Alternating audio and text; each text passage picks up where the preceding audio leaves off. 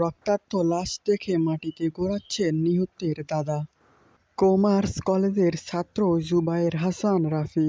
শনিবার রাতে তার মরদেহ উদ্ধার করা হয়।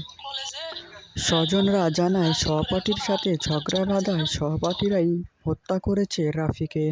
কলেজের প্রফেসরের কাছে বিচার দেওয়ার পরে নাকি ওই রাজিম যে তার বাবা মারে আইনা নাকি শনিবার রাতে কমার্স কলেজের পাশের বিল্ডিং থেকে উদ্ধার করা হয় নিহতের লাশ। পরিবারের বড় ছেলেকে হারিয়ে বাকরুদ্ধ হয়ে পড়েছেন জুবায়ের হাসান রাফির পিতা। এ সম্পর্কে বিস্তারিত রাফির মামা জানান। গত মাসে কলেজে মানে রাজিম করে একজন আর আরেকজন করে যায় না ঝগড়া মারামারি পড়েছিল।